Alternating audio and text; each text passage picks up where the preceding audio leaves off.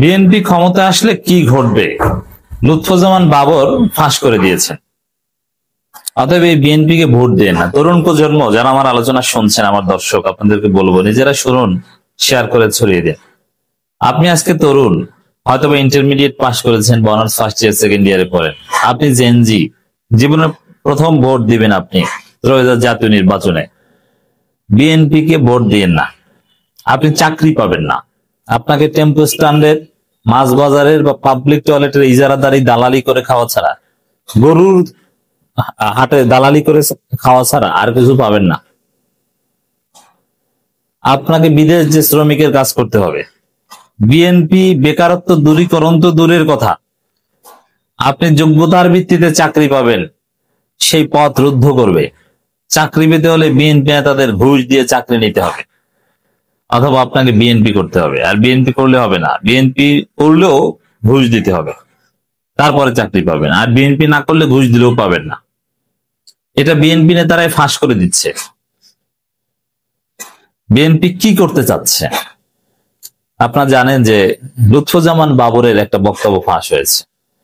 লুৎফুজ্জামান বাবরের মাধ্যমে বিএনপি অতীতে অনেক কাজ করিয়েছে, 10 ট্রাক অস্ত্র আনা, যদি সে অস্ত্র ঠিকভাবে ম্যানেজমেন্ট করতে পারেনি, এবং উলফাকে আশ্রয় দেওয়া থেকে শুরু করে আরো অনেক ঘটনা এই বাবরের মাধ্যমে খালেদা জিয়া, তারেক রহমান করিয়েছে। তো জাতি এত সহজে এটা ভুলবে না, ক্ষমা করবে না। আগামী নির্বাচনে সেই 10 ট্রাক উলফা অমুক তমুক সব কাণ্ডের জবাব বিএনপি কে দিতে হবে। সব কাণ্ড হিসাব করে বিএনপি কে ক্ষমতায় যেতে হবে। এত সহজে বিএনপি পার পাবে না। সেই লুৎফুজ্জামান বাবর আবারও দৃশ্যপটে এসেছেন। জনাব বাবর বলেছেন, আগে যেমন জোর করতে পারছি, এখন পারবো না। মিডিয়া এখন স্ট্রং, নিজের যোগ্যতায় রিটেন পাস ও শারীরিক যোগ্যতা অর্জন করতে হবে, তারপর ভাইবাতে আমি সাহায্য করব। এটা বিএনপি সবার কথা। এমনকি দেখেন, এই যে ডাকসু নির্বাচনে বিএনপি ভোটের প্রচারণা চালিয়েছে, প্রত্যেক জেলার স্টুডেন্টদের নাম্বার সংগ্রহ করে, নারী এবং পুরুষ শিক্ষার্থীদের বিএনপির জেলা সভাপতিরা ফোন দিয়েছে। এমনকি চাকসুর ক্ষেত্রে হয়েছে যে ছাত্র দলকে ভোট দিবেন, আপনারা ভোট দিবা কেন? চাকরিতে হেল্প পাবা, আমরা চাকরি দিয়ে দিব। এর মানে বিএনপির দর্শন, এই যে লুৎফুজ্জামান বাবরের স্পষ্ট বক্তব্য, বিএনপির ফিলোসফি দর্শন এটাই করেছে। আমি আরো প্রমাণ দিব যে কোন রকম আগের 2001 থেকে 2006 কি ছিল, তুমি বিএনপি করো, ঘুষ দাও, চাকরি হয়ে যাবে। কিসের যোগ্যতা? যোগ্য ছেলেরা চাকরি পেত না। আর এখন যেহেতু রিটেন পাস না করলে জালিয়াতি ধরা পড়ে যাবে, এ কারণে ভাইবা ভোট ম্যানেজ করবে। এটা প্রত্যেক বিএনপি নেতার ভাষ্য।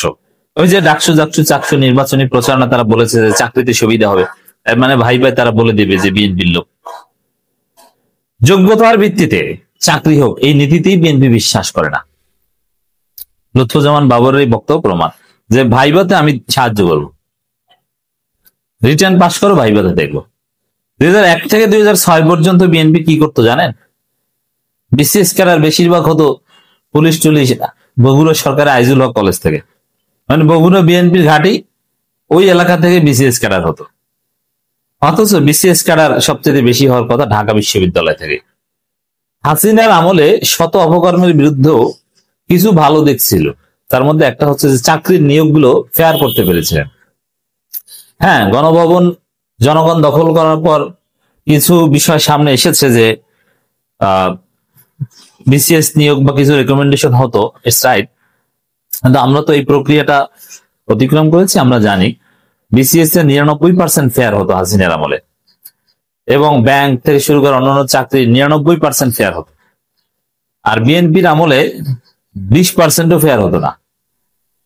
80% এই বাবররা জালিয়াতি করতো, হয়তো বা 15-20% মেধার ভিত্তিতে নিত। আর হাসিনা আমলে 99% মেধার ভিত্তিতে হতো, আর কোনো কোনো ক্ষেত্রে 100% মেধার ভিত্তিতে হতো। এই জন্য মেধার ভিত্তিতে হতো বলেই হাসিনার আমলেও শিবিরের অনেক ছেলে, জেল খাটা শিবির নেতা, সে বিসিএস ক্যাডার হয়েছে, সে জয়েন করেছে এবং অনেকে পাশ করেছে, কিন্তু ওই পুলিশ ভেরিফিকেশন আটকে দিয়েছে এবং অনেককে আটকাতে পারেনি। সহকারী জজ ফেয়ার নিয়োগ শিবিরের ছেলে অনেকে হয়েছে। আর যদি এটা একদম জালিয়াতি হতো, মেধার ভিত্তিতে না হতো, তাহলে শিবিরের ছেলেটা হতে পারতো না।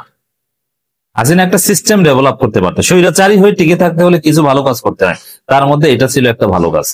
আর বিএনপি কি করতো, সরকারের আইজুল হক কলেজ থেকে গণহারে বানিয়ে দিত। কিসের বিসিএস এর প্রিলি, রিটেন আর ভাইবা সব কিছু জালিয়াতি করতো। প্রিলিতেও জালিয়াতি করতো, রিটেনও জালিয়াতি করতো। এটা ছিল বিএনপি। প্রমাণ তো এই যে আগে আমরা জোর করে প্রিলি, রিটেন সব সেট করে দিয়েছি। সব নিয়োগে এই বাবররা ইন্টারফেয়ার করতো। এখন বলে যে না, এখন ভাইবাতে করবো। বিএনপি আসলে এরা প্রশ্ন বিএনপি নেতারা নিয়ে যাবে, তারপরে নিয়ে বিক্রি করবে।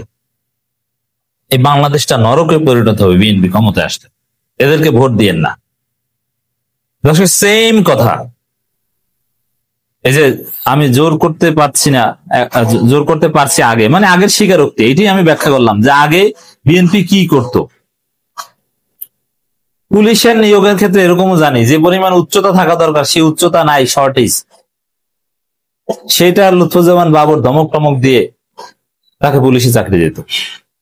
উচ্চতা শর্টেজ, পুলিশে চাকরি দিত। আপনি চিন্তা করছেন জালিয়াতি কত প্রকার, কি কি? ভাইবা বোর্ডে ফেভার করা যায়, জালিয়াতি এতটুকু হতে পারে সর্বোচ্চ, কিন্তু না, উচ্চতা নাই, আবেদন করার যোগ্যতা নাই, তাকে পুলিশে চাকরি দিত। কেমন দলীয়করণ করতো। এদেরকে ভোট দেওয়া ভুলেও যাবে না। তো দর্শক, 12 নভেম্বর 2014 এইচটি ইমাম মারা গেছেন। আমি নিজে উপস্থিত ছিলাম সেখানে। টিএসসিতে একটা প্রোগ্রামে বলেছিলেন, ছাত্রলীগের একটা প্রোগ্রামে, লিখিত ভালো করো ভাইবা আমরা দেখব। যদিও এটা ওই তো শতকরা একজনকে বা পুলিশ ক্যাডার বা দুই একটা ক্যাডারে হয়তো বা ভাইবা একটু পক্ষপাত করতো, এইচটি ইমামরা দেখতো আসলেই। কিন্তু ওভারঅল জালিয়াতি এইচটি ইমামরা করতো না। এইচটি ইমাম বলেছে কিন্তু করতো না। এবং আমি নিজে সাক্ষী, ছাত্রলীগের কেন্দ্রীয় প্রভাবশালী সহসভাপতি, জয়েন্ট সেক্রেটারি, যিনি সভাপতি হওয়ার কথা ছিল, বিসিএস এর ভাইবা কয়েকবার ভাইবা দিয়েছেন, কিন্তু তার চাকরি হয়নি। ভোলাবাড়ি এইচটি ইমামের বাসায় গেছে লোকজন নিয়ে, এবং আমাকেও নিয়ে গেছে। এইচটি ইমামের সাথে সাক্ষাৎ করছে, কিন্তু কোনো কাজ হয়নি।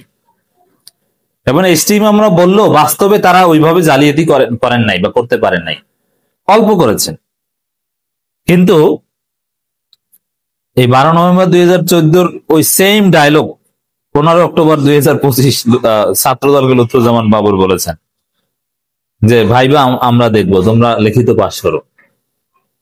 এই বাবরের এই বক্তব্য, এটা তারা আমল অতীতে করেছে, সামনেও করবে। অতএব এই বিএনপিকে ভোট দিয়া আপনার একুল উকুল সব হারাইয়েন না। তরুণ প্রজন্ম বিএনপির নাম উচ্চারণ করবেন না। আর আমরা দেখছি যে তরুণ প্রজন্ম বিএনপিকে ভোট দেয় না, প্রমাণ ডাকসু জাকসু চাকসু।